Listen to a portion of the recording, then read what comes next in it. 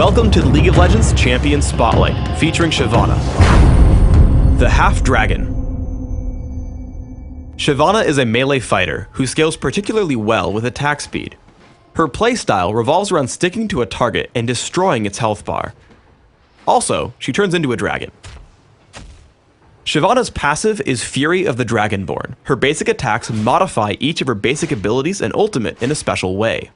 Twin Bite causes Shyvana's next basic attack to strike twice, applying on-hit effects with each strike. With each basic attack, after using Twin Bite, its cooldown is reduced. I take Twin Bite at level 2 and max it second. Burnout empowers Shyvana for a few seconds, granting increased movement speed and damaging nearby enemies. Shyvana's basic attacks extend its duration up to a cap.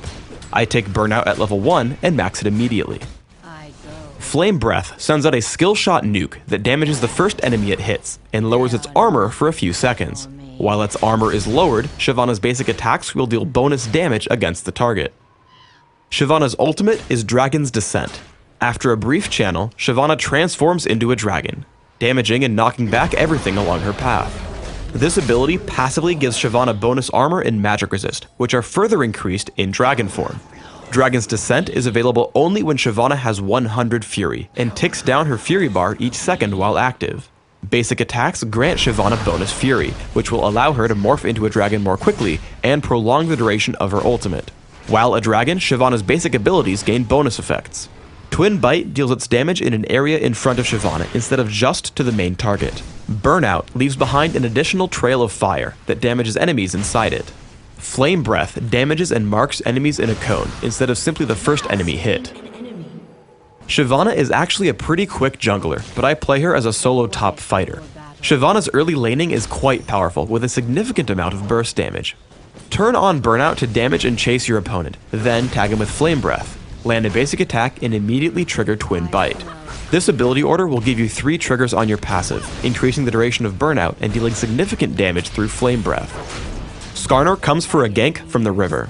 It's important that you don't give away your teammates by playing too aggressively. Unless you can lead in with a stun, let your jungler make the first move. After Skarner dives in, I head in for Wukong with Burnout and Twin Bite, saving Flame Breath because minions would block it. Once he uses Decoy, I head straight up, thinking he will try to escape. Instead, he runs to the bottom but has no escape route, so I let the turret pick up the kill for first blood. When Wukong returns to lane, I have my ultimate, Dragon's Descent. It's important to note that Dragon's Descent doesn't specifically grant extra single target damage, so I start my harassment with just my regular abilities.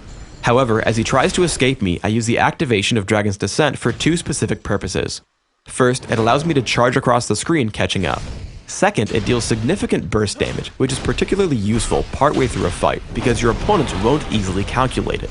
Once again, Wukong uses Decoy, causing me to guess his retreat direction. He pulls back away from the turret, so I flash in and pick up the kill with Twin Bite. We get into a teamfight in the enemy jungle. After turning on Burnout, I hit Wukong's Decoy with a basic attack and with Twin Bite just to grow my Burnout duration.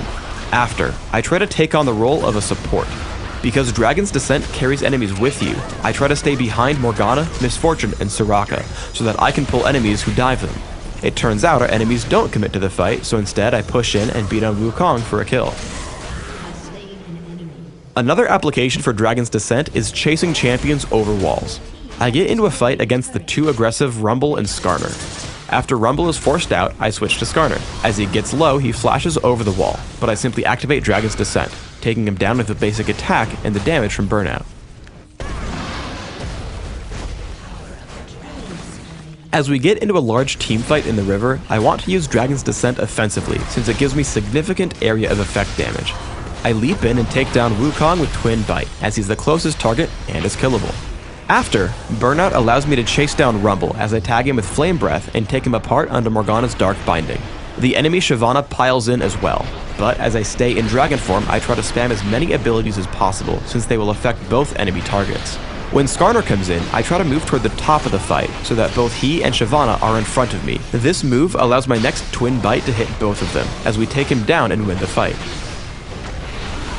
Shyvana is an excellent pusher and duelist, which makes her phenomenal in Dominion. I use Burnout to clear minion waves and use Flame Breath plus Twin Bite to bully out any challengers. I try to stay at the top half of the lane so that I can always grab the health relic between minion waves.